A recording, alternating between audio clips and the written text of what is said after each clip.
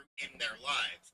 This person that the commenter was training definitely didn't belong in that situation. They should have tried out for maybe like a concierge job, a high income condo building or something.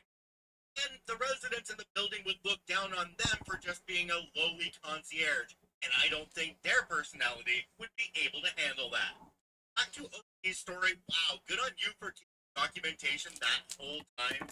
It must have taken many hours every week to record every 15 minutes that you were on. Wow. That kind of dedication. And I would have gotten for those to see it. Here comes to us from Al Wilson. Stick to the script. I did. Word. I, 18 female, worked at the call center for about 3 months. They helped me set passwords and answer basic questions. During training, they told me to sound natural and conversational. Well, I did that and got great feedback from callers.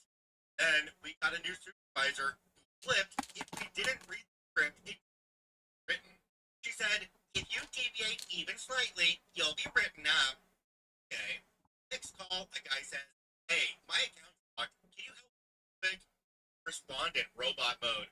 Hello, thank you for calling. My name is OP. I hope you're having a wonderful day. How may I assist you with your technical concern today? He paused and said, are you serious? I kept going exactly word for word, even the weird fake empathy lines like, I completely understand how frustrating the situation must feel. Mid-call, my supervisor walked by and actually stopped to listen. She tilted her head, confused, and asked after the call, why were you talking like that? I just said, you told me to stick to the script. She didn't have a comeback, and funnily enough, the next day, she told our team, okay, just make sure you cover the key points. Be natural again. Alright, I did 8 years in call centers as part of the many jobs. And I can centers do have scripts to go by. Make sure you're following the script, but make sure that you are actually engaging with the customer. You off script a bit as long as the main point is true. The only ones they want you to read off verbatim are legal statements that have to be said when the customer is signing up for something, or even at the beginning when you're telling them that the call might be recorded for quality. I think in OP's case, I would have gone straight to the quality people in the call center and said, hey, this is what the boss is asking me to do. Could you maybe have a talk with the boss and let them know that that's not the best way to go about this? Because that's not personal to our customers, and it's really not going to get us anywhere. It comes to us from Book Gnome Noel. You didn't need my help. One of the offices I work for is moving to a new location. I started at this location, worked at it for 4 years, until I was transferred to a close.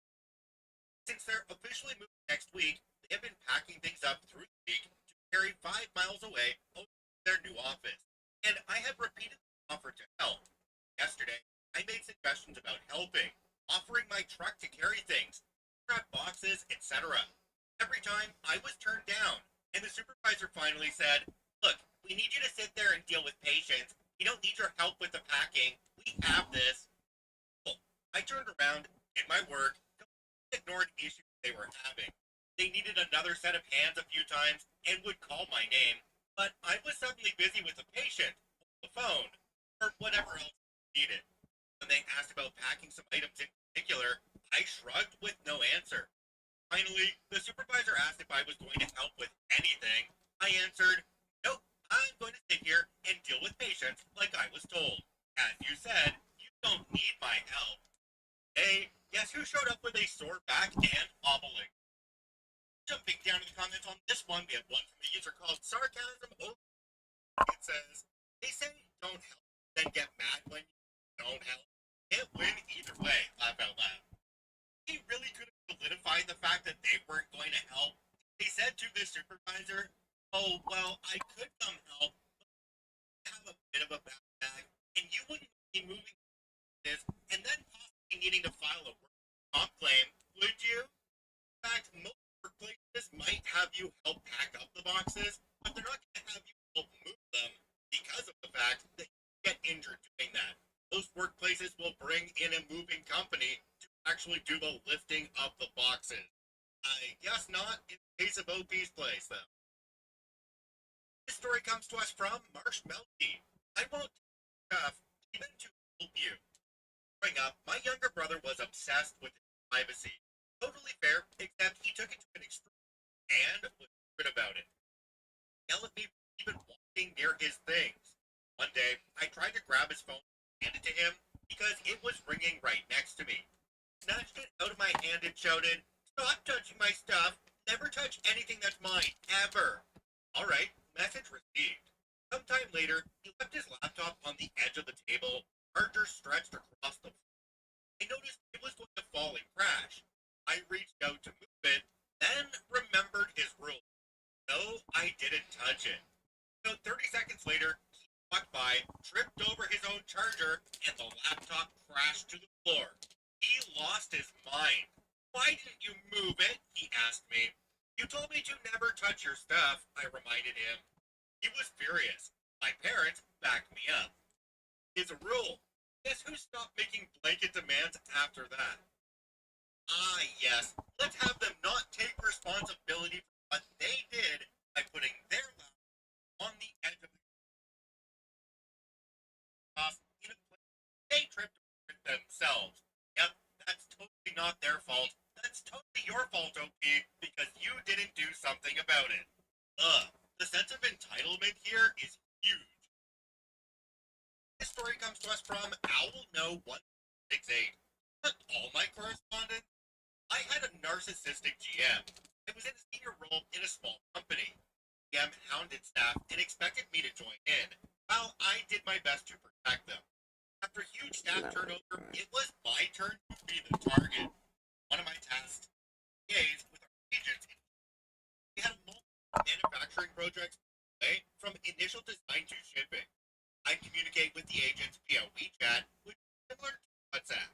And because I'd been working with the agents for a while, we were talking about projects, chats about the weather, or days, or family. Now I was under a microscope. The GM demanded I share all my communication with her. I have no idea why, but I did exactly what she said. I took a screenshot of each message sent or received separately and sent it to her via Slack. Our conversations were not very exciting, but I made sure to send her each and every message. A simple conversation like the following would be 10 separate Slack messages. I made sure to get the name and timestamp so you could see exactly what I was doing. "Hello. Hello, how are you? I'm good. How are you? Great, things are busy. Oh, here too. I'm looking forward to the weekend. Have plans? Nope. Just relaxing? Yes." Obviously, relationships are important in business. Made sure I was extra chatty, and, in the interest of efficiency, kept the messages as short as day. I sent her several hundred messages on Slack within a couple. Even sent her and emoji. The next day, she told me she didn't need to see all my correspondence after all. Jumping down to the comments on this one, we have one from a user called Mike Schwab63. It says that it wasn't in Chinese characters. He responded and said, "That would have been brilliant." Getting off of this comment, WeChat has a translation function, so you could talk to them in Chinese and then send the screenshots of that Chinese to the boss. And the boss would have no clue what's going on unless they figured out how to translate the screenshots themselves through AI or whatever. Now, OP did mention in another comment that this boss eventually made OP's position redundant, and OP hasn't been there for a while. This story comes to us from Massive Celery 39. Manager register. Oh, okay, bet. So I work at Chick-fil-A part-time again. Face-to-face in the drive-thru. You can normally see us wearing a green vest with money pouches. Big when we're busy and orders, we are supposed to swap out our pouches, since it's, one, dangerous to have a lot of money on you, especially at nighttime, and two, we can only hold so much cash. As of Monday, our GM told us not to call over the radio for a cash drop since it was a waste of time, and we needed to be pushing drive-thru. Cue malicious compliance. It was super busy last night, and I had a bunch of $100 bills. My pouch was so full, I started having to fold the bills for space. Here is the fun part. Someone pulls up in a black Dodge Charger, gets out of the car, and proceeds to rob me. I had at least $700 on me. Our owner was pissed that I cost him $700 plus and asked me why I didn't have my cash draw. I told him our GM told us we were not doing that anymore. Then, as of today, we now must have our cash dropped if our pouch is over $300. Not only that, our GM got chewed out, and all day she was asking me specifically what my account was. Funny how now she pays attention after money. Jumping down to the comments on this one, we have one from a user called Swabby. It says, malicious compliance is all well and good, but how are you doing?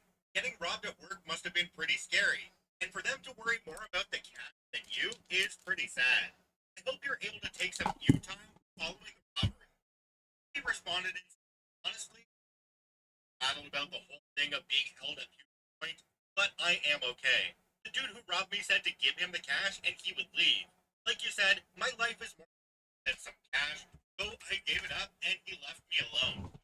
Absolutely, the best thing you can do in a situation one that old people in is give the robber exactly what they're asking. They will leave and probably help with.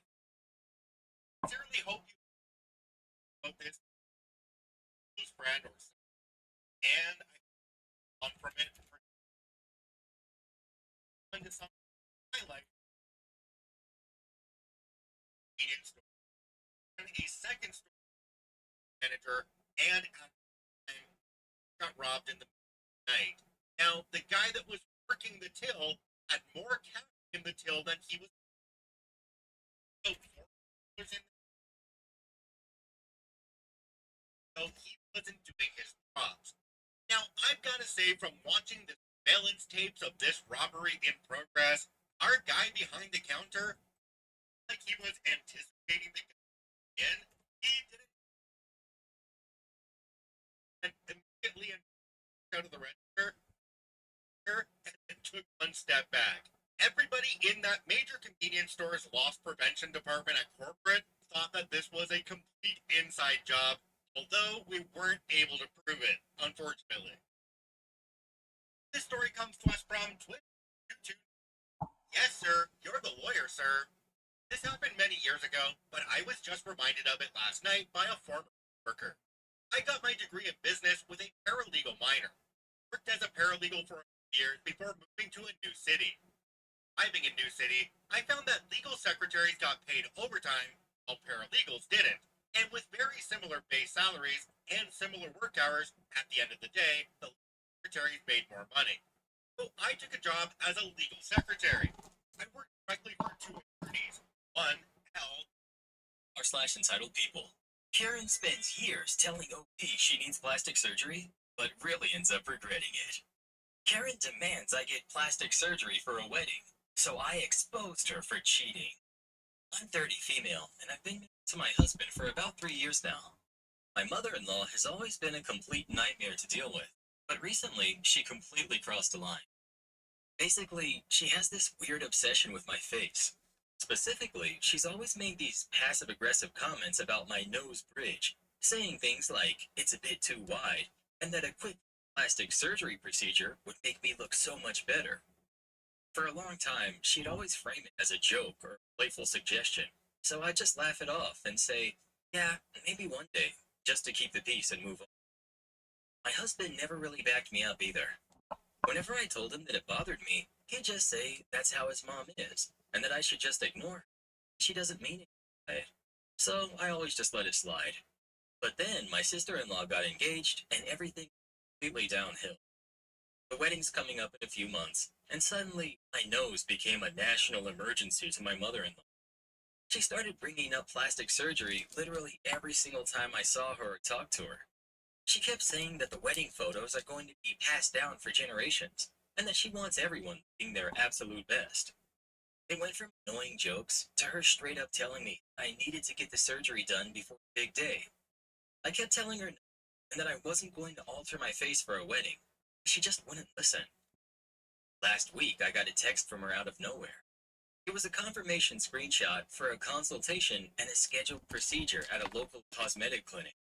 She literally booked the appointment for me, paid the deposit, and texted me telling me exactly what day and time I needed to show up to get my nose done. I was completely stunned.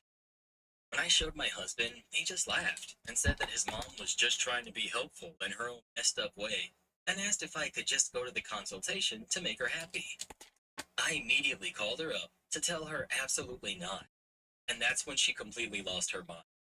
She started screaming at me over the phone, calling me an ungrateful idiot for not getting my nose fixed when she was paying for it. Then she said the absolute meanest thing she could think of.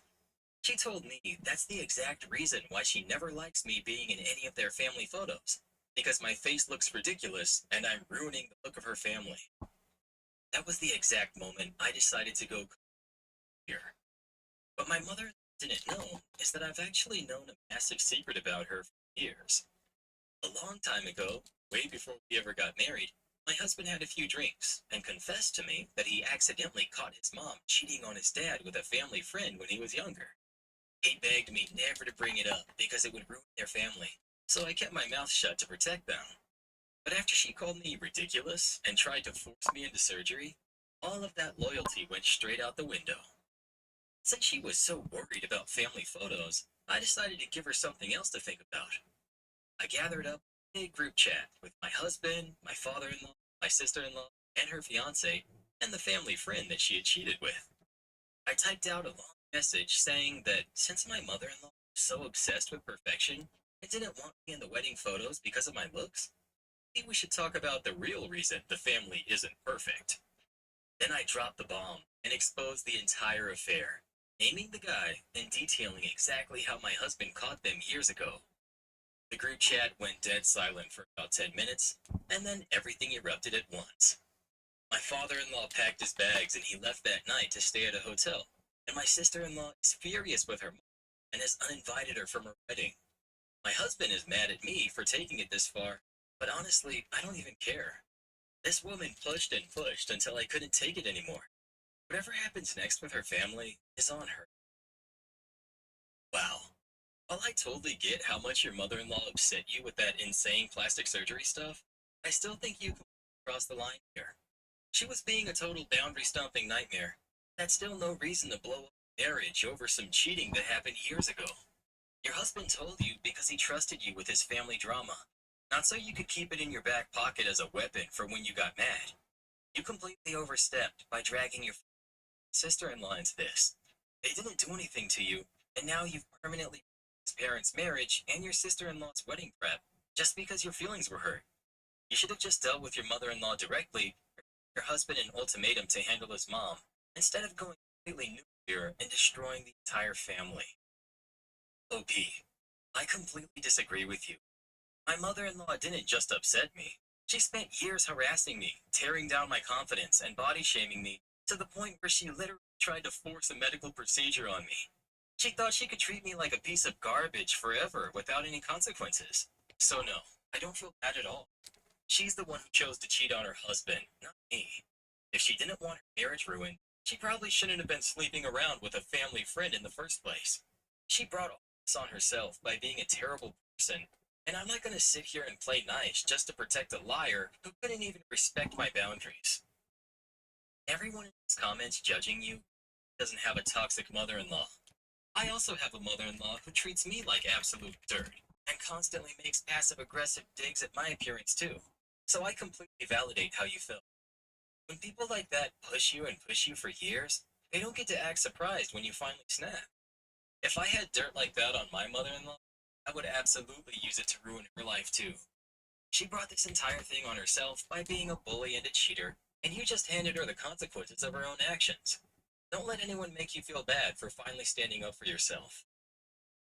Update 1 week later. So it's been about a week since everything went down, and honestly, things have somehow gotten even worse. I figured there would be some fallout, but I didn't expect to become the main villain in this whole story.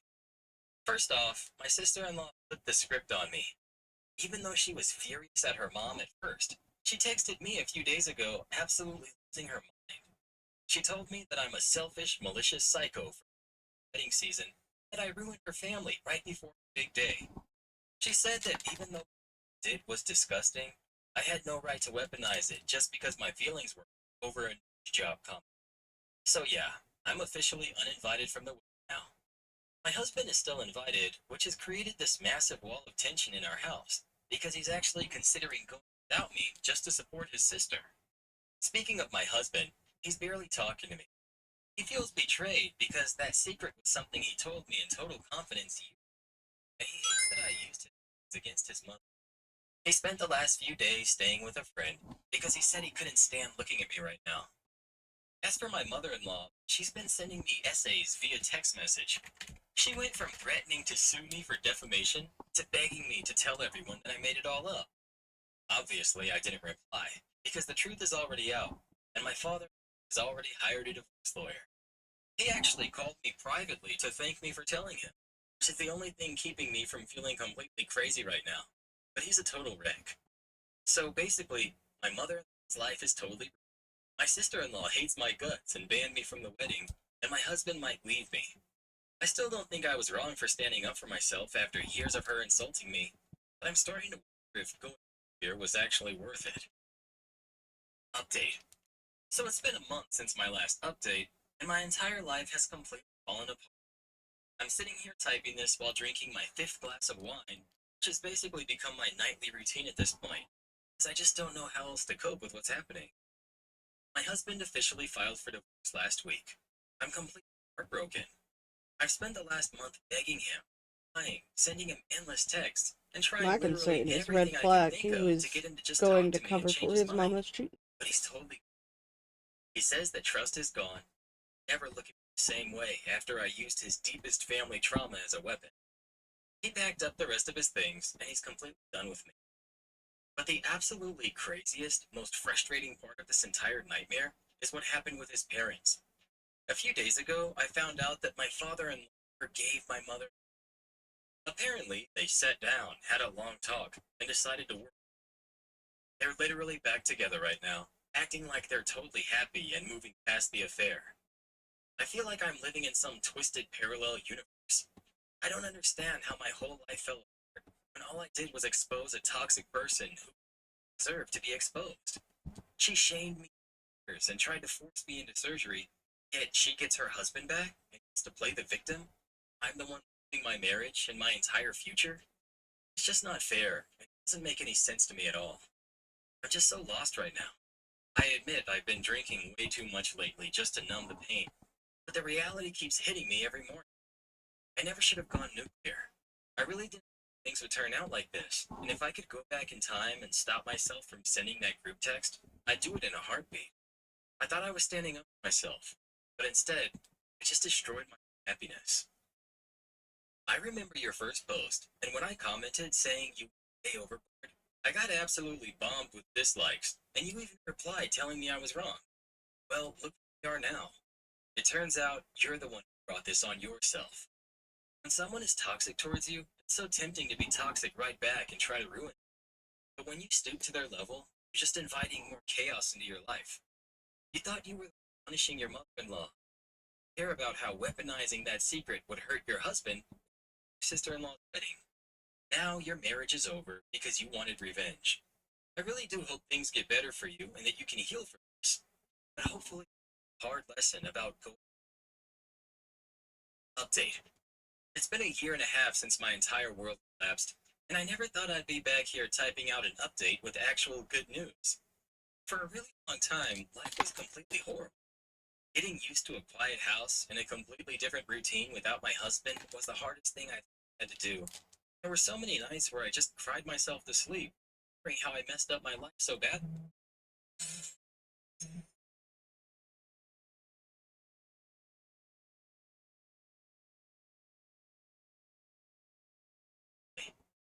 But over time, the pain slowly started to fade away, and things actually started to feel better. I began to realize that there were some major positives to how everything turned out.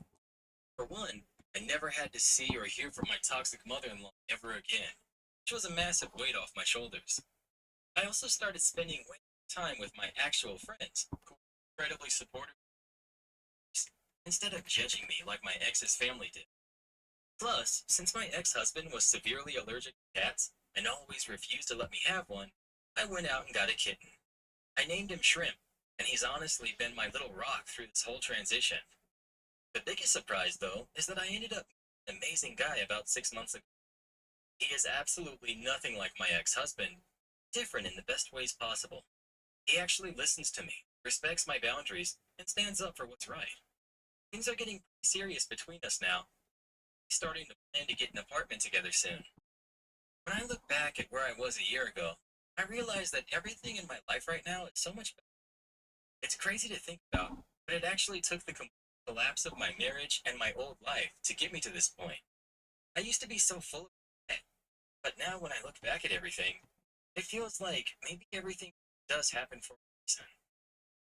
You know, Reddit boy, the true victim here is mother-in-law. OP got away with sabotaging their family photos for years. Mother-in-law offers to pay for the procedure, and as a thank you, she gets exposed for having a little fun with a family friend? Oh, come on, Karen. I thought you turned from your evil ways.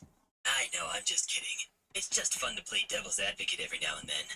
By the way, drop a thumbs up right now, or I'll be putting your manager in a chokehold. But what if they want you to put their manager in a chokehold? Well, in that case, hit the subscribe button too. That manager of yours will be needing even more therapy than I do by the time I'm done with him.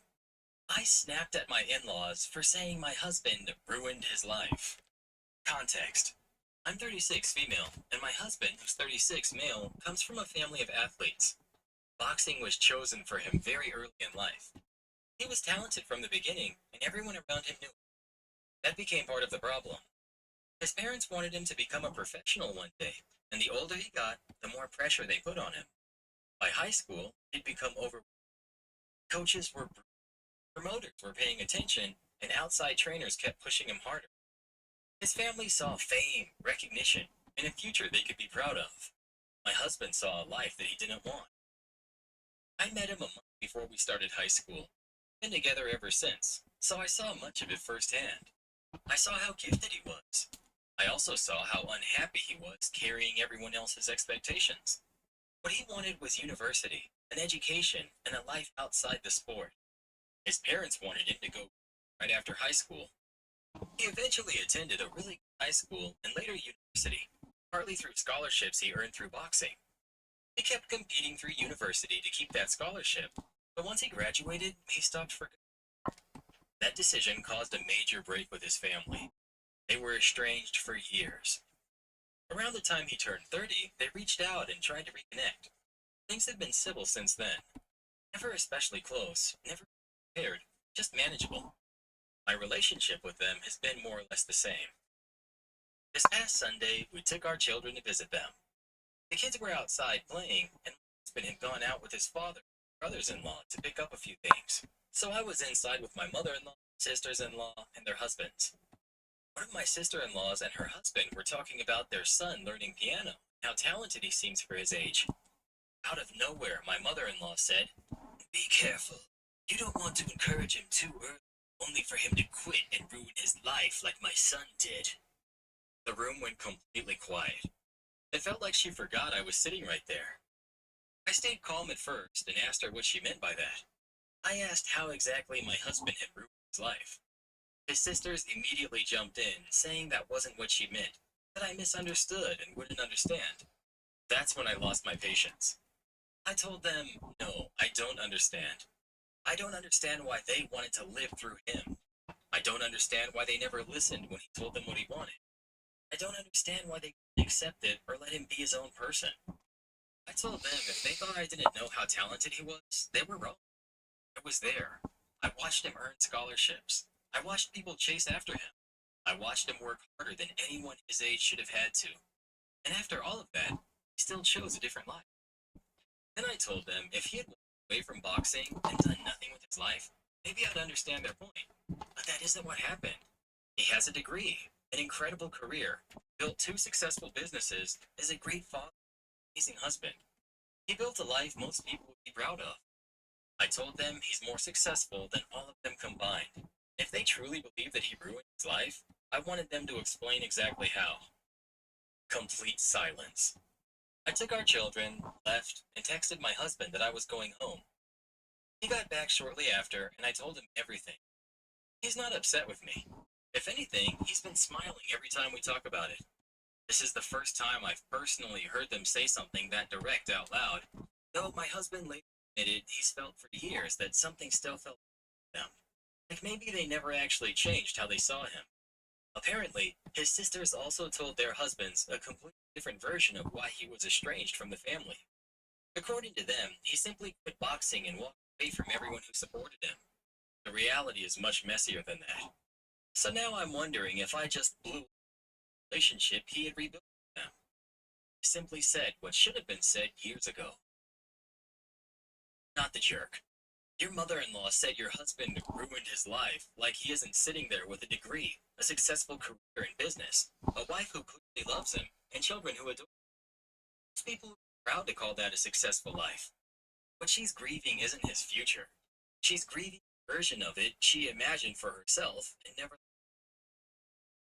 What stands out most here is that your husband didn't fail. He chose. That's the piece they can't accept. He wasn't pushed out. He wasn't forced to quit. He was talented enough to keep going, and he still decided it wasn't the life he wanted. For people who tied their dreams to his talent, it probably felt personal.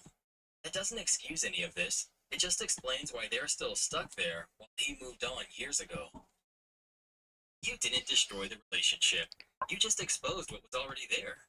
If all you had to do was ask how exactly did he ruin his life, and the whole was silent, you knew there was no real answer. Your husband walked away from a future they picked for him and built one that he actually wanted. That clearly still bothers them. Date 3 days later.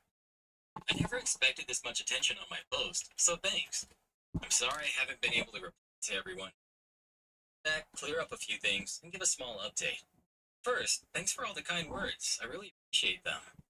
I reacted on instinct that day, and afterward, I did wonder if I'd gone too far. My husband reassured me almost immediately that I hadn't. He told me he would have done the same thing for me without hesitation, which I already knew, but it still meant a lot to hear. He's been all smiles every time we talk about it, which I'll admit has made me feel much better. I also want to say I'm sorry to everyone who shared stories about going through something similar. Reading some of those comments was heartbreaking. I'm glad so many of you got out of those situations and found your path. Sincerely, good for you. I should clarify one thing that came up a lot in the comments. My mother doesn't think my husband ruined his life because he became a husband, father, or businessman. She thinks he ruined his life because he walked his chance to be recognized and famous. That was always the dream in their family. Not money, since they've always been financially comfortable. Recognition, talent being seen, being known for. None of them reached that level themselves, and my husband was the only one with the talent that truly could have. They put all that on him. They had every dream they didn't achieve themselves went onto his shoulders. He walked away, they saw it as him throwing that away. Another thing I should have explained better, though I did mention it, my husband didn't stop competing after high school. He continued through university to maintain his scholarships. As he graduated, then he stepped away from boxing for. He used the sport to build the future he wanted for himself, especially his education, even if he never wanted boxing to be his career. A lot of people were also worried about our children then, but they didn't. They were outside playing the whole time when I snapped. They didn't hear any of it. A few people also mentioned the long-term physical and emotional impact of boxing. Someone linked a story about a couple dealing with the aftermath of it. It was heartbreaking to read. Injuries and trauma were a huge part of why my husband never wanted to make boxing his profession. Fortunately, he came away with very minimal damage physically and still sees a specialist once a year just to make sure everything's okay. He's doing well. That's always been one of my biggest reasons for being grateful he chose the life that he did. My husband told me something recently that really stayed with me. He said that over the years, he always felt like something was a little off with his family after they reconnected. Like they were light, something underneath never really changed. So while he was hurt hearing what his mother said, he wasn't entirely surprised either. In his words, he thinks they may have been pretending to move while still holding the same beliefs, and possibly doing it just to stay close enough to have access to our kids. That was difficult to hear. Small update from today. This morning, while dropping the kids off at school, his sister's husbands were there and asked if they could talk to my husband privately and hear his version of everything. So we all went to have breakfast together, and my husband told them the story. From their reaction, it became very clear they hadn't been told the truth. They seemed genuinely shocked by parts of it. It also became obvious that their wives had continued downplaying everything even recently. One of them even admitted he's starting to notice his wife showing some of the same behaviors as my mother, which says a lot. By the end of breakfast, we all agreed to sit down this Saturday and figure out how to move, especially regarding the kids. All of the cousins go to the same school and are very close. None of us want to damage those relationships or make the kids carry the weight of the adults' problems. As for my husband's parents, we're also meeting with them on Saturday. That conversation will be about what their relationship with us and with our kids is going to look like moving forward. So that's where things stand for now. Thank you again to everyone who took the time to read, comment, and share advice. It helped more than I expected. Date 1 week later. Over the week, my husband and I spent a lot of time talking privately about what happened and what we want to do next. Before speaking with anyone else, we talked to our kids first. We kept it casual and didn't make it obvious. We asked how things had been going with their grandparents, how visits felt, if anything had ever made them uncomfortable. Thankfully, we got positive responses all around. They've always been treated well, which was important for us to hear before. Once we felt settled on that, we spoke to everyone on Sunday without the kids present. My husband handled most of the talking. First, we met with his parents. They started trying to apologize almost immediately, so we cut that short. They told them we weren't there for apologies or explanations. Talk about what their relationship with us, and especially with our children, was going to look like from now on. He told them we would no longer be bringing the kids to their house the way we used to. They'll have 2 visits per month, supervised by us. Responsible for planning those visits and letting us know well enough in advance so we can approve them. Outside of those visits, the only other times they'll see the kids will be birthdays and holidays. He also made one thing very clear. Any comments about him or me in front of the children, and that will be the last visit. No second chances.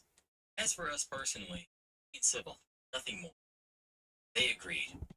Before we left, they told us they're separating. My husband said that changes nothing. The boundaries stay the same regardless of their marital status. If they stay together, they can use the visits together. If they separate and want to split them, it's up to them. Either way, the rules remain in place. Those visits won't be until their situation is sorted out. Later that same day, we met with his sisters and their husbands together at one house. Similar conversation through my husband gave his sisters more room to speak. They apologized and admitted they had handled things badly. They also told us they're returning to therapy. At one point, they asked my husband whether he'd ever consider going with them. He said no. He told them the relationship is too damaged to truly rebuild. He doesn't wish them harm, wishes no hatred towards them, though what he can offer now is common decency and respect. Nothing deeper than that.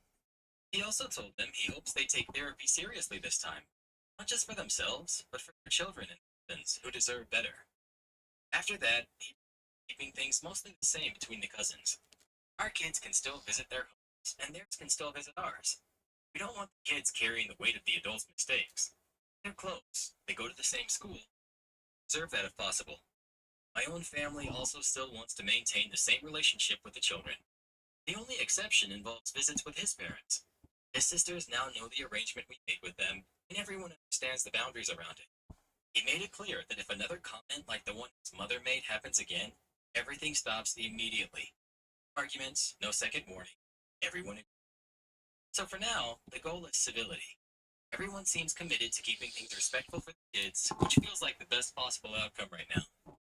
A few people mentioned how good it was that the brother-in-laws listened to my husband's side, and I should clarify that we've never had issues with them. We actually like them a lot. I have a good relationship with both. My husband's is even stronger. They spend time together outside of family events, which is part of why they felt coming directly to him. We trust them, especially when it comes to keeping the cousins close while respecting the boundaries we put in place. As for my father-in-law, things are more complicated. From what my husband learned through his sister's husbands, the separation may partly be tied to disagreements over how my husband was treated. Apparently, his father accepted years ago that he was wrong in many ways, and his wife and daughters had also changed during the estrangement. He apologized when they reconnected. Then again, so did his mother and sisters, and we all know how that turned out. So right now, my husband and me too can't help feeling cynical. My husband gave them a second chance after 12 years apart. He believed that they had changed. Unfortunately, it seems some of them were just better at hiding what they still believed. Maybe the only one who truly made progress was his father. Time will tell. For now, my husband and I have drawn our lines clearly, and we'll make sure that they don't cross them. This feels like the best realistic outcome you could have hoped. No screaming match, yet no pretending that everything is magically repaired. Just clear boundaries, direct consequences, and protecting the kids without dragging them into the issues. That's hard to pull off, and you both handled it incredibly well. Your husband comes across incredibly steady through all of this. What strikes me is how direct he was without turning cruel. He didn't get dragged into arguing old history or trying to win an emotional battle. He simply laid out what the future looks like now and let everyone decide how they're going to respond. That kind of calm usually comes from someone who's had to fight for peace for a very long time. The part that stayed with me the most is that your husband gave them another chance after 12 years apart. They still couldn't fully let go of the version of him they wanted, instead of accepting the person he became. That's painful. At the same time, he seems to have built exactly the kind of life that he wanted. Protecting that now is the most important. Imagine saying that your son ruined his life. He had his happy marriage, successful career, thriving business, and children who adore him. Yeah, mother-in-law looked at everything he built for himself and still went, yeah, but what about boxing? Then he hit her with the supervised visits twice a month and calendar invite, which is generous, frankly. I would have given her one holiday and a lot of time to reflect. Am I the jerk for going to my boyfriend's birthday instead of staying with my sick roommate? I'm genuinely losing sleep over this, and I can't tell if I handled it terribly or if this whole situation has just gotten wildly out of hand. A few days ago, I, 21 female, celebrate my boyfriend's birthday. He's 19. This wasn't spontaneous. It had been planned for months, and I was actually meant to leave the day before, but stayed home an extra day after plans shifted. A few hours before I was supposed to head out, Nate, who's 30 female, is having the worst period. Text. She has endometriosis and PCOS, and sometimes it gets really bad. This time it was bad enough she called her sister to come help. Once they got there, things escalated. An ambulance. Family arrived, the EMTs came, and they all left the hospital. I also left to go see my boyfriend as planned. That night, I was with him. I got a text from my roommate's boyfriend. He was away for work and asked if I was home, looking after the dogs. My roommate has 5 big dogs, and her boyfriend's dog is over often enough. There are usually 6 in the house. He asked pretty casually, so I told him no, I wasn't home. But if they needed me back, I could absolutely return. I also said I assumed everything was okay since her family had been there and seemed to have things handled. I told him I hoped she was okay. He replied neutrally, said everything was fine, so I left it there. Since things had felt a little strange and her back to be with her, I decided to stay one extra day at my boyfriend's place. My thinking was that if she had just gotten back from the hospital after a major health scare, she probably wanted privacy and rest. In the way, I wasn't extending the trip just to spend extra time with my boyfriend. I genuinely thought I was giving them space. I got back late the next night, and the atmosphere felt immediately. Everyone was ignoring me. Figured maybe it was late and awkward, so I went straight to my room. The next morning, I ran into her boyfriend in the kitchen, and he yelled at me for around 10 straight minutes. He inconsiderate and selfish, and going about how I had abandoned the house. I didn't say much. He was already angry, and I didn't want things escalating, so I just went back upstairs. Then, later that evening, my roommate texted me. It was a long message saying she was deeply hurt that I left, that it looked like I cared more about my plans than being part of the household, that I should have stayed home to take care of the dogs, so her boyfriend had to rush back. She also said I'm no longer allowed to have people because she can't trust me anymore. That part especially threw me off. Because I have a friend flying in soon to visit me for a week while my roommate is away at her brother. And I was also supposed to watch the dogs that week. She told me she had arranged other care for them now since she doesn't trust me. By the end of the message, it felt like she was hinting pretty strongly that I should move out. Context: I'm an exchange student in Paris studying in Dublin. I'm already supposed to leave the country in about a month. My roommate is also technically my landlord since she sublets the room to me. The dogs were never my responsibility. That was clear from the beginning. They're hers to feed and care for. I do love those dogs a lot, though. I missed my cats back home, so I've helped the year, letting them out to the garden, sitting downstairs with them while feeding them if she asked, and even watching them over again once when I. Key word is offer. I helped because I wanted to, not because it was expected. If she or her asked me to come back, I would have done so immediately. He texted me that morning. I was basically already packing to catch the first bus if needed. I even told him I could be back in the hour. He explicitly said everything was handled. That's the part I keep repeating in my head. The whole thing has gotten so tense that I'm currently staying at my boyfriend's place. My roommate and her boyfriend are barely speaking to me unless it's to make things uncomfortable. They've been acting like I'm invisible whenever I'm there. One night, they stayed up talking loudly and blasting the TV until around 5. I could hear it, even with canceling headphones on. I barely slept, and I spent the whole night looking at flights. At this point, I called booked my ticket, and decided I'm leaving before the end of the month. I'll be going back to Paris on the 2nd.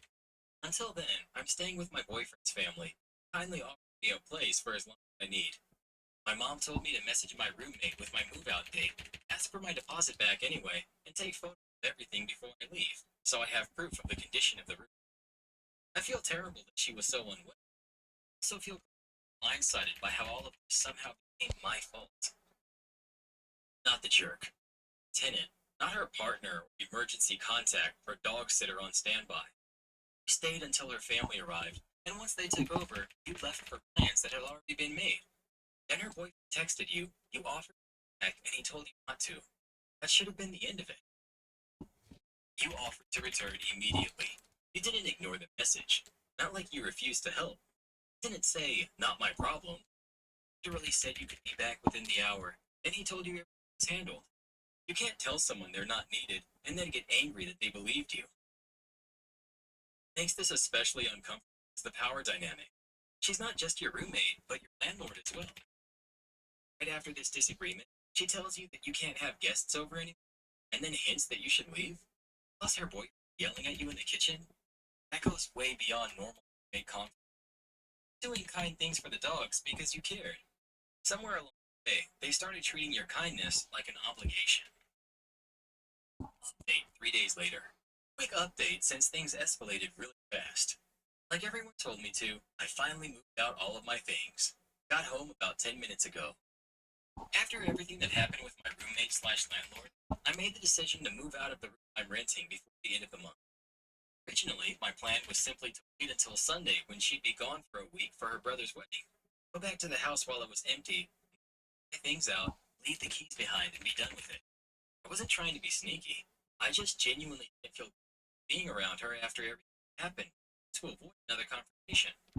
Then she texted me and changed the plan entirely. She told me I needed to move my things out either immediately while she was still present in the house, wait until the following week when she got back, so she could personally inspect the room herself. That stressed me out immediately. I was already staying at my boyfriend's place by then, trying to keep my distance. The idea of going back into that house while things were still tense felt. I asked around to figure out whether I actually needed to be there for an inspection, or if I could simply move my things out, document everything, and let her inspect the room afterward. But then it got worse. I was trying to figure out what to do. She told me that if I didn't collect my belongings before she left, I could end up locked out. Apparently there were extra locks or security locks on the house I didn't even know existed and didn't have keys for. I had the key to my bedroom, key to the front door. That's it. Suddenly, I was being told I might not be able to get back in. That completely changed things. The biggest issue was my passport. I had left it in my other documents and personal things, assuming I'd be back shortly anyway. Once I realized there was even a chance I could be locked out while still inside, I stopped trying to negotiate and just focused on getting everything out as quickly as possible. So I went back and moved everything that day. I packed up an entire year of my life in one.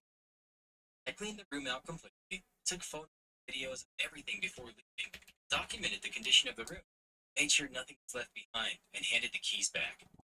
At that point, I was pretty convinced she'll probably find some excuse to keep my deposit, so I didn't see much point dragging the situation out longer than necessary. I just wanted out. There wasn't some huge dramatic confrontation, no screaming or any final argument. We spoke at all. I did call the police beforehand to ask what my options were in case I was locked out while my passport was still inside. From what they told me, I had been within my rights to call if that happened since I lived there and pay rent, and they likely could have helped me access the property. It also would have been a stressful mess, and I really didn't want to get to that point. It's absolutely necessary. If it had just been clothes or random belongings, maybe I would have risked waiting. Not with my passport, and especially not this close to flying home. Mentioning too is I never signed a formal contract when I moved in, which made the whole thing feel even shakier. That added another layer of stress since I didn't feel like I had much to stand on if things got uglier. Thankfully, it didn't come to that. Everything's out now. Back staying with my boyfriend and his family for the time being. While I cried a lot during the process, I feel unrelieved now that it's done. I still don't know what happened with the deposit. Expecting much there. At this point, I'm just glad my belongings are out, my documents are with me, and I don't have to sleep in that house anymore. Also, expected twist, instead of flying straight back home right away, my boyfriend's dad has gifted me a trip to Hungary and Austria so I can meet his mom before I head back to Paris. Which feels surreal after the week that I've had. So somehow, this whole disaster ended with me moving out safely, getting my things back, and leaving the trip across Europe. Could have ended much worse. Be happy it all ended. Packing up a year of your life while trying not to cry is exhausting on every level. Still, getting your belongings, your documents, and your passport out safely matters way more than the deposit. It can be replaced. Replacing your passport, dealing with international travel would be a nightmare. Leaving quickly was absolutely the smartest move. My favorite part was her offer to come back immediately and them acting offended that she believed their answer. Nothing says mixed signals quite like, don't come back, why weren't you here? Right. Asked if she could come back, got told no, then somehow still failed the assignment. Then suddenly there were mystery locks that nobody mentioned before. Her passport still inside? That's when you stop unpacking your feelings and start packing your bags. My ex-girlfriend tried to make me get a tattoo of her name. We dated for 2 years. She loved tattoos. He had 6 tattoos when we were dating. To be honest, I never liked tattoos, but I don't judge people for having them.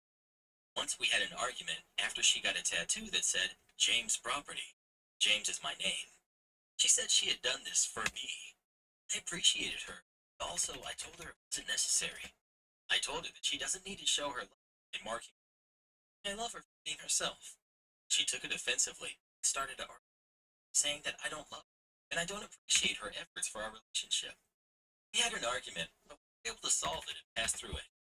Then she asked me to get a tattoo of her name on my neck as a birthday present. She knew that I absolutely hated tattoos, and I do participate in blood donation events, so it's a big no for me. I told her that she can ask anything, but I won't get any tattoos. She again started to argue with me. I was firm with my decision. Then she lost it. Called me names, shouted at me, and accused me of using her. I couldn't believe what I was hearing from her. I realized our relationship was getting very toxic. I wanted to end it, but wanted to give it another go because I loved her. To my surprise, she broke up with me, saying she can't be with someone who doesn't love her. Before I could say anything, I found myself blocking every social media she had. 2 years have passed since then, and I'm in a much better place now. I'm doing well. I'm earning a fair income too. I've gained new hobbies, I've met new people, made new friends. But last night, I got plenty of messages from my ex asking how I was. I wasn't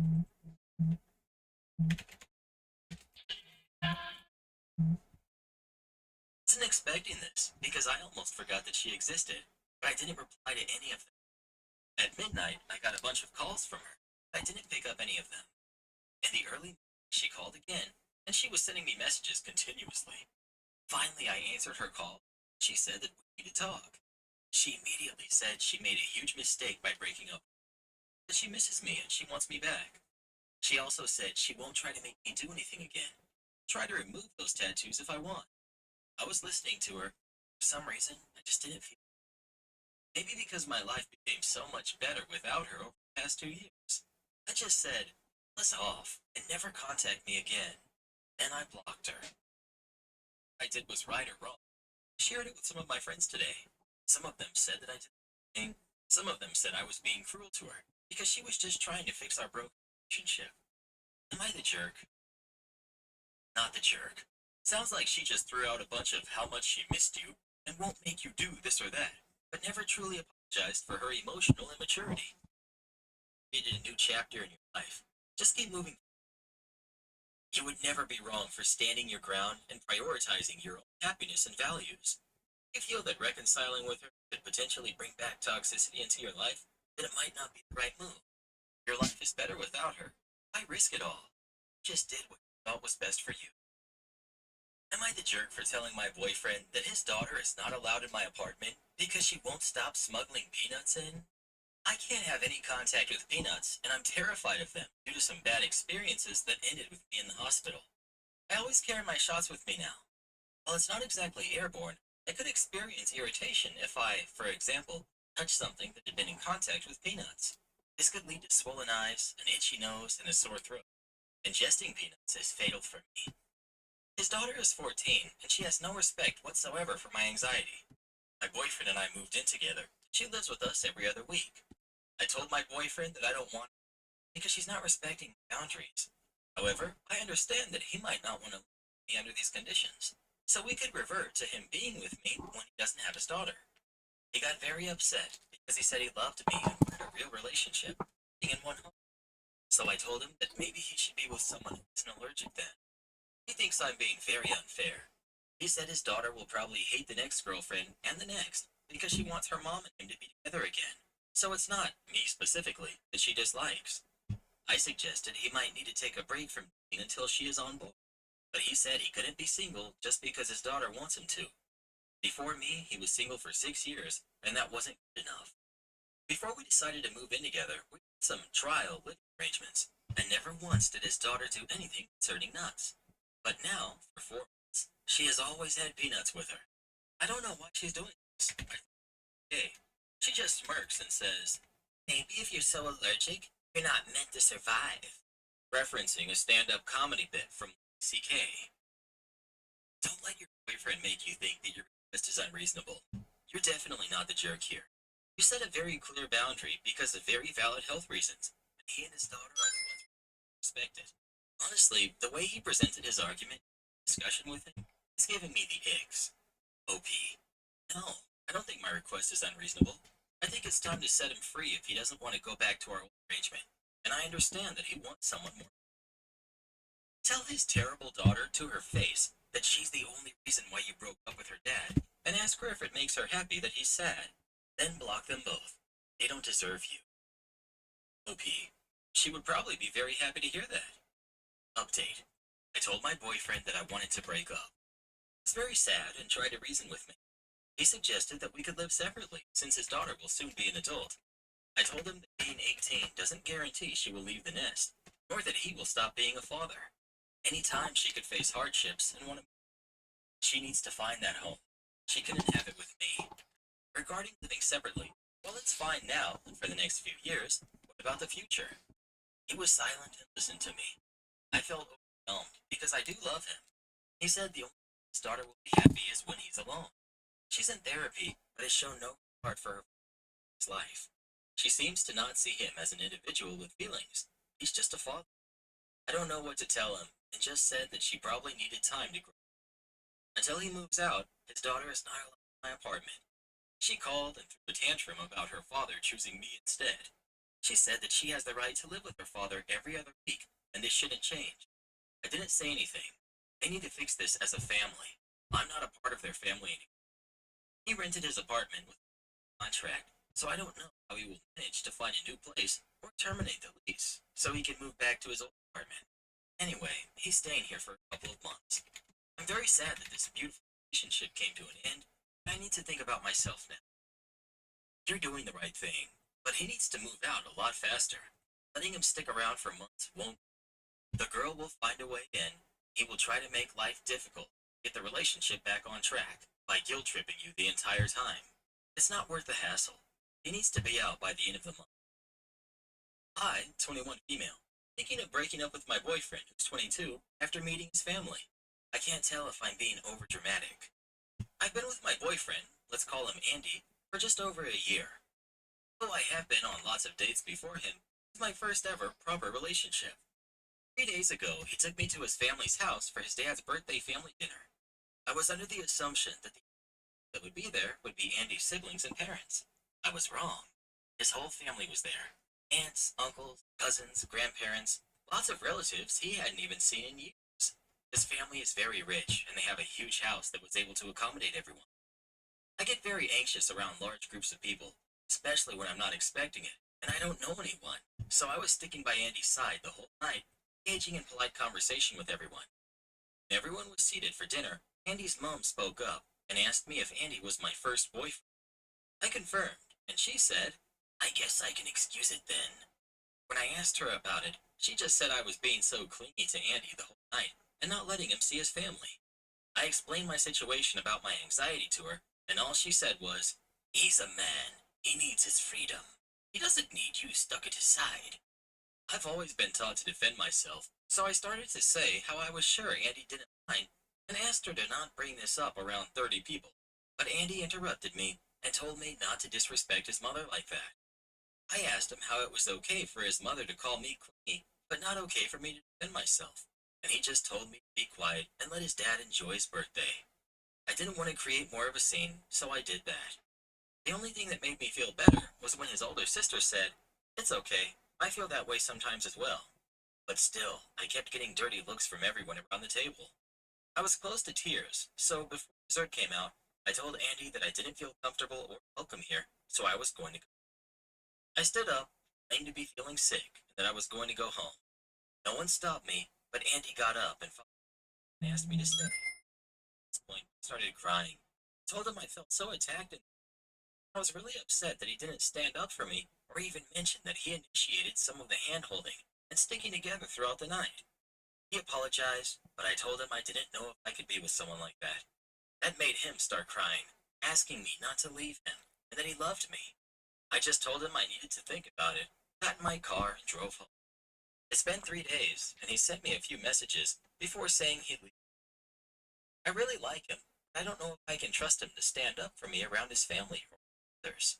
I also can't help but feel I'm blowing this way out of proportion, which is making me feel worse. I really love Andy, and I don't want to lose him. Can someone please give me some advice on what I should do? Edit. I just want to make this clear to everyone that I'm not usually this bad in social settings. I just wasn't expecting the 30 to 40 that were there, and my anxiety can get the better of me. 2. I'm not that upset about his mom calling me clingy. I'm upset that Andy didn't say anything and allowed me to feel humiliated in front of everyone. It was a truly isolated feeling. 3. I didn't mention this earlier because I didn't think it was relevant, but Andy's sister, who's 25, reached out to me and apologized on behalf of the family, saying she regrets not saying more. I'm planning on talking to him soon, and we'll leave an update later. Update. I listened to some of the advice you guys gave me, and I messaged Andy last night, and we met up this morning at a park near my house. I asked him to let me say my piece, and then he can come in and say what he wants to say. I told him how the whole situation made me feel, how I felt disrespected by him, and I don't really care about his excuses as to why he did what he did. I also asked him to give his dad an apology for my behavior and for causing a scene at his birthday, as some of the comments made me realize that I maybe didn't handle the situation in the best way possible.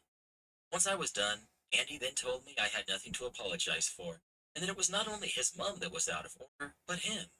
He told me after all the guests had left, his sister gave him and his mom an earful about their behavior, and that he was truly sorry about how he had treated me. Apparently, his mom just meant to make me uncomfortable and not break us up. I'm not so sure I believe. I made the decision to show Andy this post that I made. When he saw it, it did make him think and agree. He told me he knows I don't care about this, but he said as the youngest of his family, his brother and cousins used to bully him relentlessly, doing stuff that I won't repeat. The only person who stood up for him was his mother, so he has quite a close relationship with her. When the whole situation at dinner went down, he freaked out and took his mother's side. He asked for another chance to prove himself to me because he really did love me and he didn't want to lose me. I love Andy and I didn't want this to completely ruin our relationship when this was really the first major thing to happen, so I agreed to give him another chance.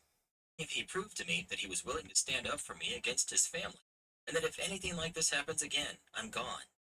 Right now, me and Andy are friendly. We're not jumping straight back into our relationship, just for the time being. I'm not asking him to choose between me or his family. I'm not that kind of person. But I did ask to meet his family again, maybe in a quieter setting, and try to start over.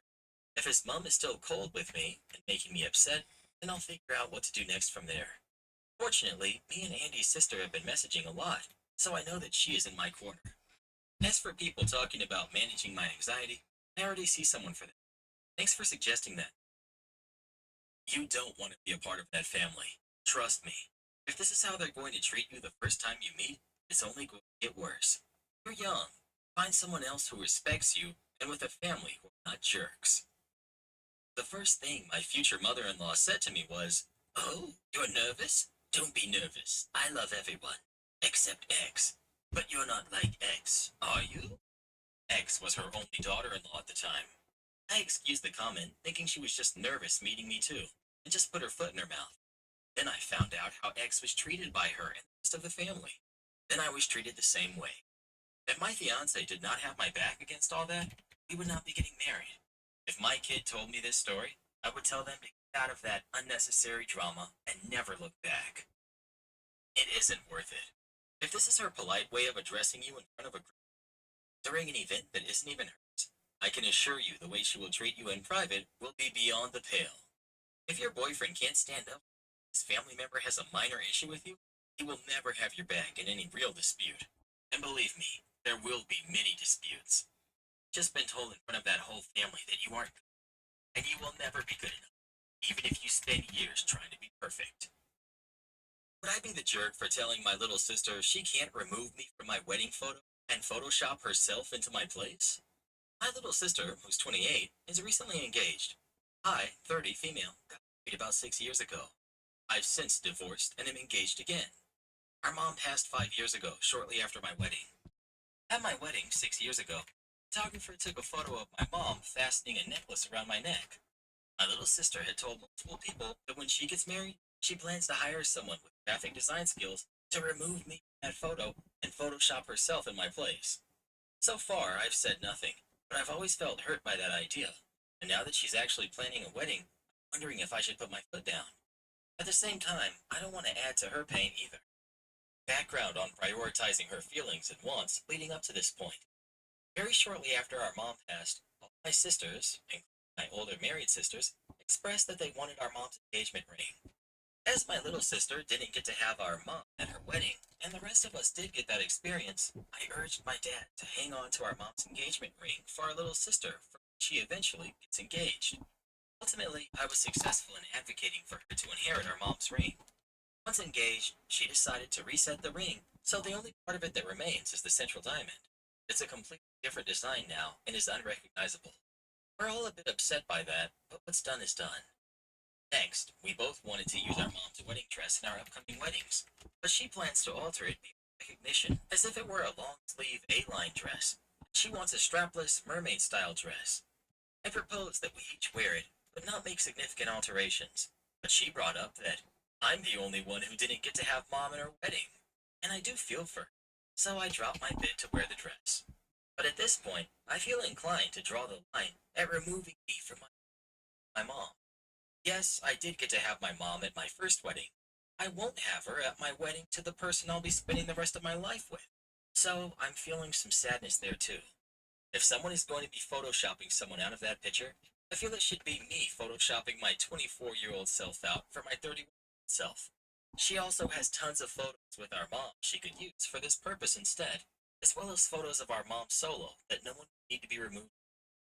Obviously, I can't force her to not do as she pleases with the photo, but would I be the jerk if I tell her I'm not okay with that? She doesn't have my permission or blessing to remove me from my wedding photo. ETA. Many people suggesting lawsuits, so I want to clarify that no, I would not sue over this. I love my sister, don't want to add to her grief. I'm only grappling with whether or not it's worth it to ask her not to use my photo in this way. Hard to give judgment, but I guess I'm confused at the priorities here. She photoshops a photo. You still have the real photo. She changes the dress. That dress is gone. You already gave her the ring. I'd be fighting more about the dress. I don't think you're a jerk, and I do feel like your sister kind of is. I guess I just can't relate to why the photo is the bigger issue here. I'm a portrait artist who has done artwork, grandparents and grandbabies that never got to meet, wedding shots that never happened, and so on. Encourage your sister to seek out an artist to create something special for her, rather than editing your wedding photo. You, possibly the original photographer, copyright for that original photo. You absolutely can stop her from illegally violating copyright. If she's planning to ask a professional to do the edit, they should either say no, make her prove she has permission to do it. Am I the jerk for reporting my coworker friend to HR after she told me she's not interested in me? I, 27 male, reported my colleague, Anna, mid-30s female, to HR, which led to her getting kicked off a project. Many of my other coworkers think my move was crappy. I was just trying to protect myself. I wanted to get an opinion on what I did, if it was correct, or am I acting like a jerk? Should I take my complaint back? Alana and I have been working together for 4 years. We were in consulting, which means we have to travel across the country for 3 to 4 days a week. Since Alana and I have similar expertise, we generally get put on the same projects and travel together to our client's office. We get along really well and we make a great team. We generally coordinated our flights, booked cars together, and always had our lunch and dinner together when we visit our clients. Just really good friends at that point, and I would always be excited when I was put on a project with her. People around the office have called us work spouses in the past. Shut that down, so as to keep our relationship professional. We also texted each other outside work. It was mostly about coordinating our travel, etc. Alana got married 2 years ago, and I attended the wedding. Alana had mentioned in the past how her husband jokingly mentioned that he is a bit jealous of her spending more time with me than him. She always says he checks her work phone and messages, and I've never ever sent anything professional to her anyways. 2 months ago, when Alana and I were traveling, she told me during dinner that she wants to keep our relationship strictly professional. She wants to be a loyal wife. It was weird, since I never once insinuated that I was into her. She told me she developed a stupid crush on me, but would never act on it. She also told her husband about it, and he wanted her to communicate with me directly that nothing will ever happen between us. I told her she has nothing to worry about, and I also just view her as a great coworker.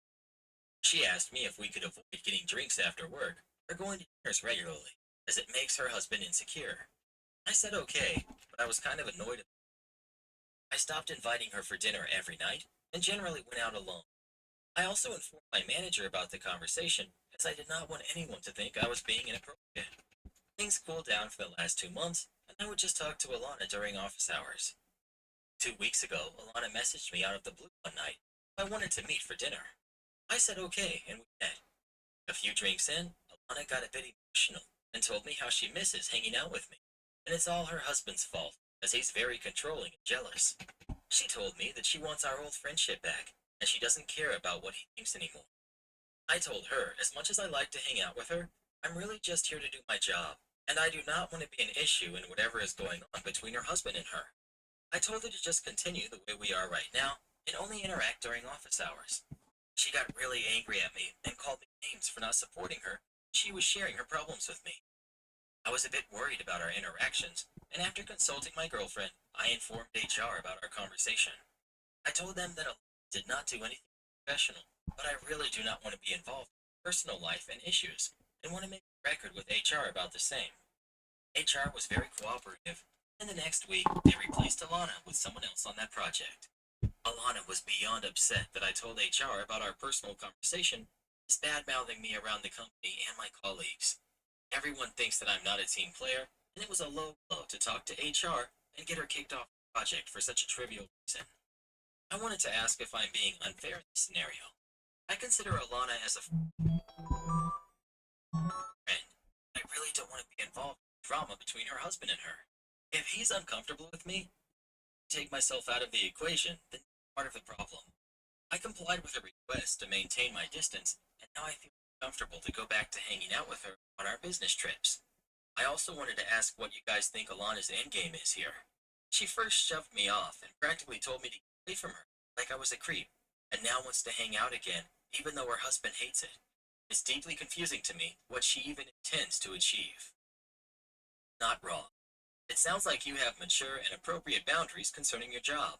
She sounds like she's destabilizing your work environment with her complicated home life and feelings for you.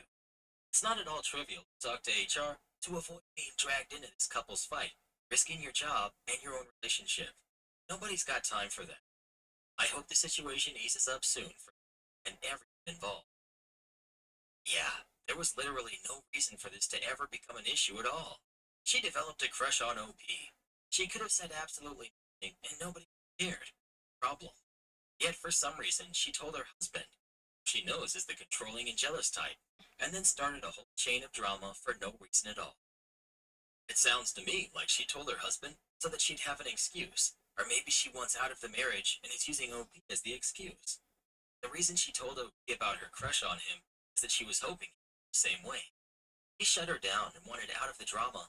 Now she wants to hang out with OP, knowing it will cause friction in her relationship. She's still looking. I think she realized she doesn't want to be married to her current husband. She's just looking for a way out. Am I the jerk for going out to eat without my husband and kids because they didn't wash the dishes? Both my husband and I work full-time. I work real estate and he works at a shipyard. We both collectively work around 50. Yes, child.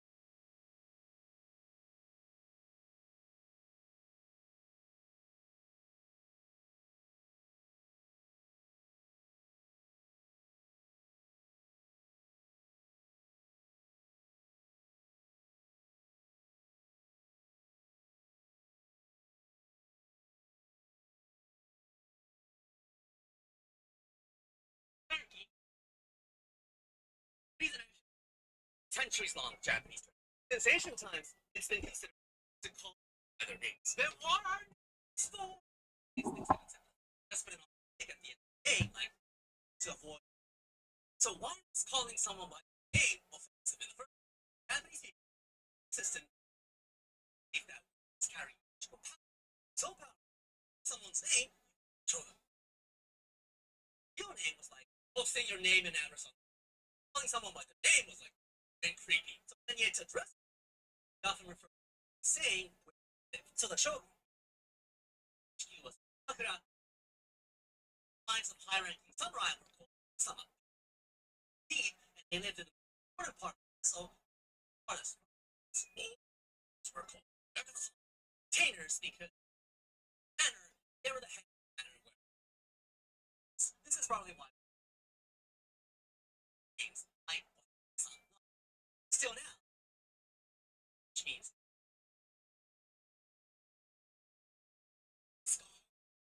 now you know how Star it's like instead of saying I speak shared language. Something similar happened team anime super division for the staff eventually called to sound playfully polite, and that language spread across the Japanese E3. Lots gathering at to devour manga and anime. Enable them.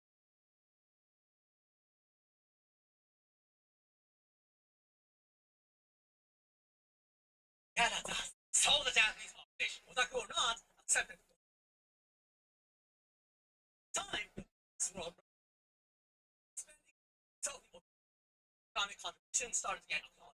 Now, according to research, 1 in 5 Japanese people consider themselves some kind of etc. They call themselves self-deprecating way. Also, Japanese otaku also recognized for their contributions to health and beer. Lost dispatches of free donation buses to markets in exchange for anarchy.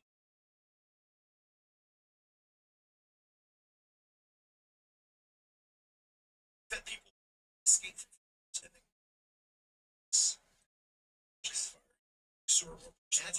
Yeah. But you're never running. So once you're out. So what if you're child? Say touch the door, and it is scalding. It's like it is so hot you can see flames coming out. There's no way to that hot. Flames are that bad. Wetting towels, putting them in jam, covering yourself. Smoke inhalation is that big issue. Those fumes are extreme. So you're stuff is on fire. I have 2 air. Bad idea to turn. I mean, because they would suck air to the room. yeah. But they would also be clean. The strategy. That's Back to the checkup. For today, I'm speaking to Jason Pat. He's the most followed. Jason's viral videos recapping bizarre Tad responder series on YouTube where he screens himself into firefighter shows and calls them out in his face. He's easily one of the most charismatic show, but also rich in substance. He's not just some comedy influencer, he's an actual multi-year treating patients on the front lines with an incredible insight into the. He touched on juicy topics like how much firefighters actually get paid, how to stay safe during a fire, controversial topics like private firefighters for celebrities, and even silly topics like the pain of sliding down the fire. Oh, and of course, the basics. Just to set the ground rules straight off the jump, if I catch on fire, so is it stop, drop, different strategies? Stop, drop, and roll. That's, I mean, just stay on fire. Minimal. I don't have the fire suit. Oh, okay. Epic video. Dude, I still think about training them in school. Dare, stop, drop, and has any of these things been upgraded? Still same, tried and true? Because I think about chest compression CPR. Yeah. Is there?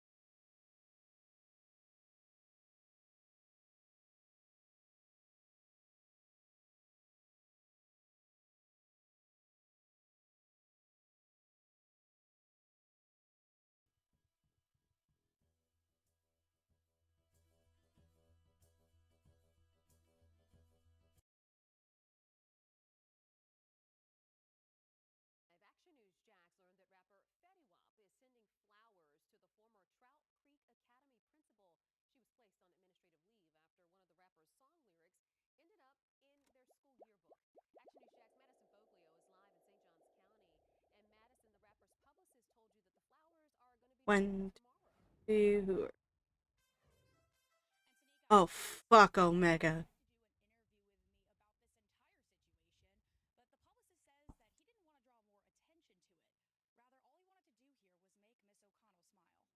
I need you all to know that Omega is very difficult to draw. Get inky eyes. Get the eyes of I'm ready to break everyone's shit.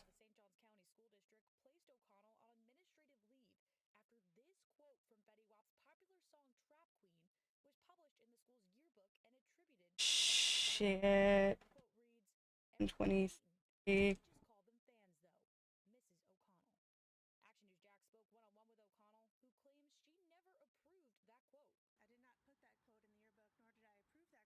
God. Made him too big. I'm gonna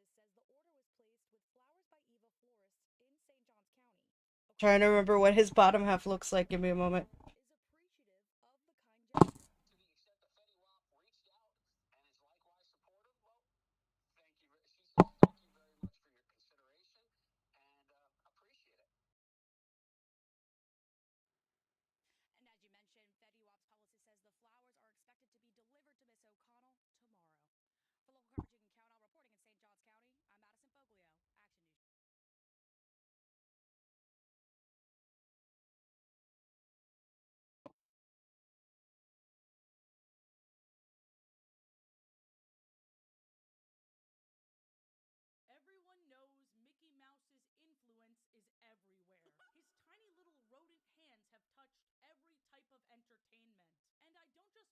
Alright, we have the references. This man is a fucking top at the top. Top, top. He's got...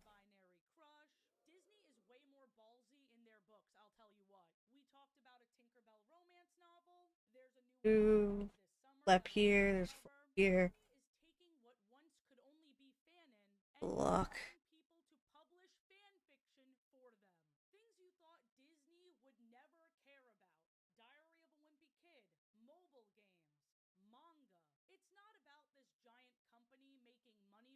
Two, three, four. Cannon arms.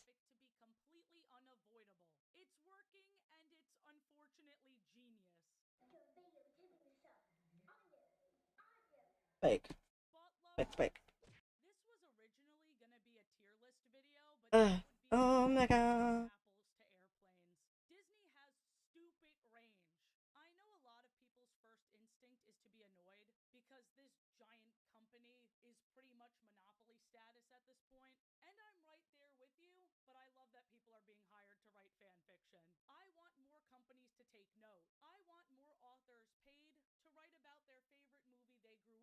Got like a little handle on each arm. I guess this is where Rouge holds him from. They hold him from the handle. The arm handle. But look, I think this is pretty good. E123 Omega. The robots are very hard for me to draw. Let's just say that.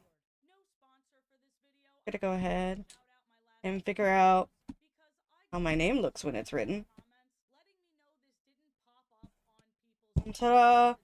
We drew a quick sketch of Omega. Who would you like to see a quick sketch of next? Let me know.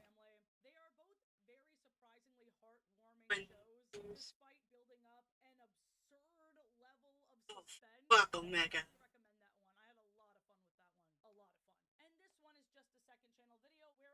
To draw.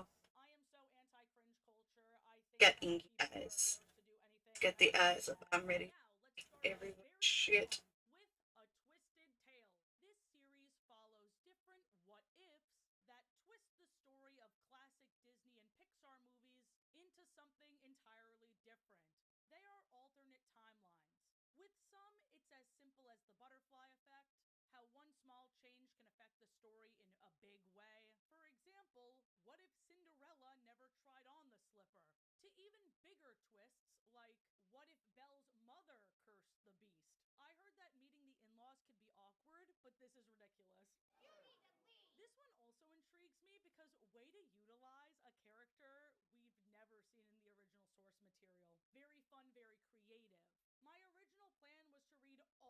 books for this video, but this series has been going on for over 10 years with 23 books in total.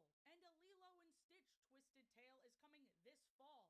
What if Nani and Stitch had to join the Galactic Federation to keep their Ohana together? Some of these questions truly hurt my brain. With this in mind, I decided to read only one for this video and save the rest for a video fully dedicated to this series. I read Reflection. What if Mulan had to travel to the underworld? Disney has their adults in a chokehold because look how dense this is. Thicker than their necks. You should check out that video. And just so you know, the font isn't big. Look at how tiny these words are. I am small.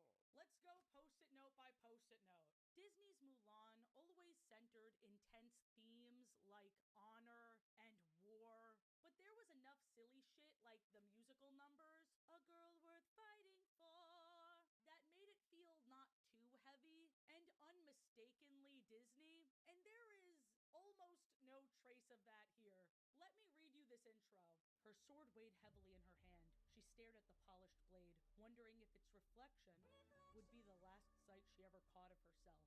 Would she die as Ping, the Fa son she made up so she could join the army in her father's place? If she died here in the middle of the snow-covered mountain pass, she'd never see her father or her family again.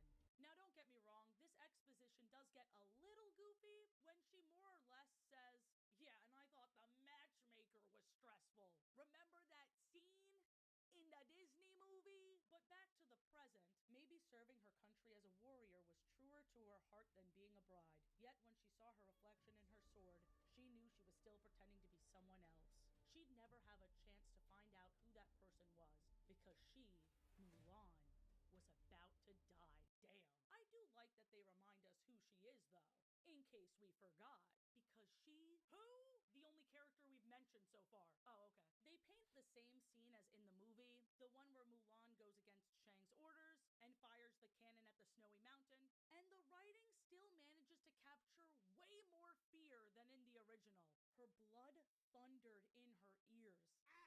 I know it's going to end in a happily ever after, but I'm stressed. We're only at chapter 2 and Shang was just stabbed. They painted this picture so clearly, I was gaslit into thinking this actually happened in the movie, so I had to rewatch and... No, obviously not. He wasn't even stabbed in the second movie. It looks like this tale has officially been twisted. Take that, soldier! They expertly mixed the original storyline with this one. Listen to this. Ping, you're the craziest man I've ever met. And for that, I owe you my life. From now on, you have my trust. But instead of Mulan passing out, Shang does. Because he was stabbed. Chifu is just as much of a nuisance in this book as he was in the movie.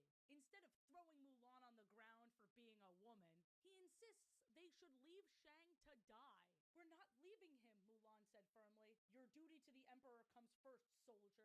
Chifu frowned at her. Or must I document your insubordination? We'll take Shang with us. Impossible, Chifu snapped. We don't have enough supplies to take our time. The longer we wallow in this blizzard, the sooner we'll all die. Besides, he wouldn't survive the journey. They should have twisted the tale so much, Chifu finds out Shang is a woman. What if Mulan was a lesbian? Mulan stayed by Shang's side for days, watching him breathe, checking his pulse. Late in the night, the spirit of Shang's father appears, with some pretty bummer news. General Li, pardon me for asking, but how are you here? Shang will not make it through the night, General Li informed her sadly, without answering her question. He will join me in the underworld. When I saw Underworld in the title, I ignorantly thought this would be a shameless crossover. I thought Hades would show up. Descendants had certainly led my expectations astray, because instead we focus on Chinese mythology with the ruler of Diyu, King Yama. Shang's family guardian, a giant stone lion named Shishi, is helping Mulan travel to Diyu to save Shang. Shishi is a bit snappy, big-headed, and his banter with Mulan is pretty fun. Gone was his carved stone, replaced by a rippling coat of fur and a thick, coarse mane. Yes. Alright, who are we drawing now? I know, I'm magnificent. Cream the Rabbit! Okay, I know what she looks like. Letting you see me this way. Otherwise, not being a member of the Li family, you wouldn't have this honor. Mulan rolled her eyes in the shadows. Even Mushu wasn't this arrogant. The demon guards were Alright, so Cream the rabbit, we're gonna draw her in brown. I like Cream. Cream is adorable. She's such a sweetheart. She first appears in the background of the Avengers of Sonic, not Sonic, the Avengers, Sonic Adventure. At least in the GameCube and Steamport, you can see her flying around. I didn't own a Dreamcast, so I don't know if you can see her flying around in the background after you go to the casino. But you can see her flying around. It was weird, right? I wonder if the dad and spirit guardian would even talk to her if they knew. Madam, can you point me to the nearest soldier? My son is sort of. I don't want to frighten such a fragile, sweet little thing, but he's dying. I was going to ask the first person I see to help, but obviously you can't. You're a woman. In chapter 8 out of 33, Mulan meets the king of DU. I thought it would take way longer. And she If I recall, I think there's a little button on her. and honestly way too comfortable around the king of the underworld. I'm not here to There intrude, we go. Majesty. I'm here to bring Captain Li Shang back to the land of the living. At that, King Yama set down his quill and laughed. It was a terrible, terrible laugh that rebounded across the long chamber and silenced the ghosts whispering and gossiping. Back to the land of the living? Ha! You're a funny one, King, especially for someone who doesn't exist. It's weird that he knew Ping wasn't in his records but didn't investigate further. It's not a joke. I'm here to bring Captain Li back. It is not yet his time to die. And who are you to decide that? King Yama's amusement quickly shifted into anger. Hundreds arrive in my realm every hour. I am the one who decides whether they get to stay in DU or return to Earth or rise to heaven. Do you know how much consideration goes into making such decisions? Do you know how difficult I don't remember what all her shoes look like. It's been so long since I've drawn Cream. What do your shoes look like? I don't recall, child. Give me a second, I'm gonna look at her shoes. This is actually the perfect time to give up. For such a cantankerous deity, Yama had beautiful calligraphy. It helped ease her fear of him. He couldn't be that terrible if all he did was sit behind a desk all day writing names into his book. Survival instincts of an unlucky cricket. Alright, I found Is such a gamble, especially for a reference of how hard his job is. Right. Usually that's the sign of someone about to snap. Do you have any idea? No. We God. know that Li Shang is scheduled to be reincarnated. Mulan still refuses to give up. She's so lucky she's the main character. King Yama tapped his fingers on his desk. Your determination intrigues me, Ping. More than that, you've amused me. Yama chuckled, then leaned back in his chair, looking weary. It's not every day a mortal succeeds in entering my realm and piquing my curiosity, so I will give you a chance. He wagged a finger at Mulan. But that's all. A chance. So that said, Li Shang will be There we go. Alright, who are we calling now? But if she fails, she will be Cream the rabbit. Okay, I know what she looks like. Alright, so Cream the rabbit, we're gonna draw her brown. I like Cream. Cream is adorable. Such a sweetheart. She first appears in the background. She recognized the proverb. It was one her school teachers had made her memorize and write over and over to practice her calligraphy. She never understood its meaning, but now, standing at the threshold of the underworld, something in her throat tightened as she read the familiar words again. Okay, stakes. Okay, fear. Mulan, I am not. I would have said goodbye to my potential papa-in-law, and we could have a family reunion in 2,000 years when I die. You can't run from it, but I can. Shang's family spirit guardian is not helping like how I thought he would. He's underestimating Mulan, giving how could I make a man out of you vibes, without the songs insulting Mushu, who he hasn't even met. A house lizard. She looked repulsed. Strange that your ancestors would send such a pitiful guardian to protect you in battle. Mushu isn't pitiful. A guardian is a reflection of whom he protects. If your ancestors sent you a lizard, then they must not think highly of you. She sniffed. Perhaps it'd be better if I alone sought Shang and brought him home. Your dead family must think less of you because of Mushu. What a bitch. My favorite part of this book was learning a bit about Chinese mythology. In the morning, Meng Po, the Lady of Forgetfulness, will bring Shang a cup of tea. Once he drinks, he will forget everything. His family, his friends, even his name. Then he will float back to Earth into a new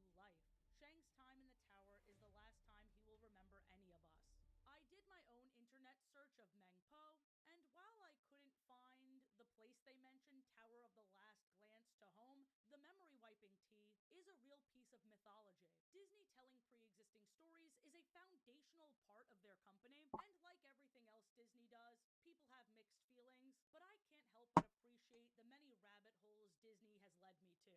Mulan reunites with Shang Chapter 10, once again, much earlier than I expected. We're only a quarter of the way through this book. Shang thinks it's unhonorable to change his fate. He died, so he's dead. I guess he feels like he failed. This stubbornness makes sense. He was exactly the same way in the movie. Yeah, have I mentioned there's a movie? I'm glad they reminded us again. Your soldiers need you, she paused. Remember how hopeless we all were in the beginning? Shang let out a laugh. It was brusque, but Mulan went on, encouraged. Do you remember when we first met? How could I forget? You were the worst soldier I'd ever seen. Sometimes she wished she could forget the first time she'd met Shang. Mushu had given her a few questionable lessons on how to behave like a man. I love the idea of someone reading this book having never seen the movie. Even as she's risking everything to save him, she still feels so much shame. He never resorted to bending the truth. Unlike her. Was it wrong of her to deceive him, especially when he trusted her so much? If he ever found out the truth about her, stop it, Mulan sighed. Friend or not, he can't find out the truth. The author did a great job weaving in the movie's themes. As sad as Mulan beating herself up is, I see why it's so persistent. In chapter 14, Shang's family guardian, the lion who is so rude to Mulan/Ping, sacrificed himself to save the humans. He pulled a Bing Bong, and just like with Bing Bong, I wanted to care, but I couldn't. The one-off character was offed. Yeah, that checks out. Even though they're on a time crunch to escape the underworld, Mulan still finds a moment to ask Shang what his girl worth fighting for would be like. And guys, it's kind of implied this hunk hasn't had his first kiss yet. All they could do was flutter their fans and bat their eyes. The matchmaker mother hired bragged that they were perfect Chrissy porcelain Deathy. dolls. Another lyric. Support me on Wow. What she Patreon. didn't say was It that they gives had you no access to mind of their shout-outs, own. Shang early grimaced access at to the art, memory without and looking at her. downloadable The sides of his wallpapers. neck pinked with At Chrissy embarrassment. They'd say anything Support to make me me like on them. Patreon. How familiar that Gives sounds. you access Mulan to put her hands on her shout-outs, hips. early Not all access girls to are art, like that. and You have to downloadable look at it from their wallpapers. perspective too. Girls are raised to be pretty and graceful and quiet.